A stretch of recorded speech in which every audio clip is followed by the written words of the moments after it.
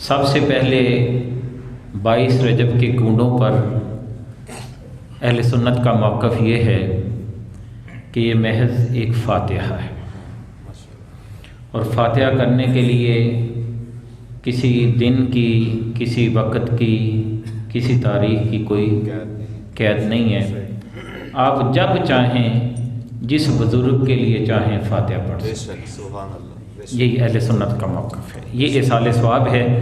فاتحہ ہے، جس پر میں گزشتہ جمعۃ المبارک کے موقع پر تفصیلاً بیان کر چکا ہوں۔ اب ایک بات یہ کہی جاتی ہے کہ یہ جی حضرت امیر معاویہ رضی اللہ تعالیٰ عنہ کا یوم وفات ہے، تو ان کی وفات کے موقع پر اہل تشیع نے خوشی کے طور پر یہ کنڈے انہوں نے تقسیم کیے تھے کہ رات کی تاریکی میں چھپ کر انہوں نے جو ہے وہ لنگر وغیرہ تیار کیا، اور صبح کا سورج نکلنے سے پہلے انہوں نے لوگوں کے درمیان اس کو تقسیم کر دیا، تو وہ آج تک جو ہے وہ رائج چلا آ رہا ہے۔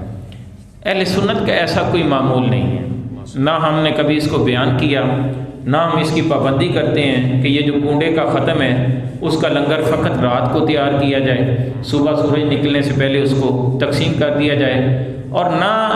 ہماری نیت یہ ہوتی ہے کہ ہم حضرت امیر معاویہ رضی اللہ تعالیٰ کے یوم وفات کی خوشی میں اس کو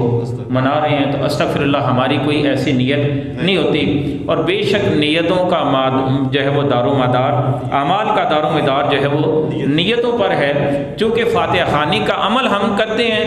تو اس سلسلے میں ہماری نیت کا اعتبار کیا جائے، اور ہماری نیت جو ہے وہ بزرگان دین کی فاتحہ دلوانا ہے۔ ہمیں کسی کی موت پر خوشی کے طور پر یہ فاتحہ دلوانا اہل سنت کے اندر رائج نہیں ہے۔ اور جہاں تک یوم وفات کا تعلق ہے، اور یہ اعتراض کیا جاتا ہے کہ حضرت امام جعفر صادق رضی اللہ تعالیٰ کا نہ تو 22 رجب کو یوم وفات ہے اور نہ یوم پیدائش ہے،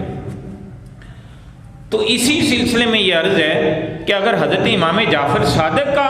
22 رجب کو نہ یوم وفات ہے نہ یوم پیدائش ہے، تو حضرت امیر معاویہ رضی اللہ تعالیٰ کے بارے میں بھی یہ اتھینٹک روایت نہیں ہے کہ ان کی یوم وفات جو ہے وہ 22 رجب کو ہی تھی۔ جس طرح بعض دوسرے بزرگان دین کے بارے میں وہ مختلف اقوال ہیں، تو اسی طرح حضرت امیر معاویہ کی یوم وفات کے بارے میں بھی مختلف اقوال ہیں۔ اس لیے اس پر ڈٹ جانا کہ 22 رجب یہ حضرت امیر معاویہ رضی اللہ تعالیٰ کا یوم وفات ہے، یہ ہم اہل سنت کے معاملات کے اندر شامل نہیں ہے، اور یہ فقط فاتحہ خوانی ہے۔ ہم چاہیں تو حضرت امام جعفر صادق رضی اللہ تعالیٰ کے یوم وفات پر حضرت امیر معاویہ کے لیے بھی فاتحہ خوانی کر سکتے ہیں، اور حضرت امیر معاویہ کے یوم وفات پر حضرت امام جعفر صادق کے لیے بھی فاتحہ خوانی کی جا سکتی ہے۔ اور کتنا ہی یہ اچھا ہو جائے گا اگر 22 رجب کا ختم دلاتے ہوئے ہم جہاں پر اہل بیت کے لیے فاتحہ خوانی کریں، جہاں پر صحابہ کرام کے لیے فاتحہ خوانی کریں، جہاں حضرت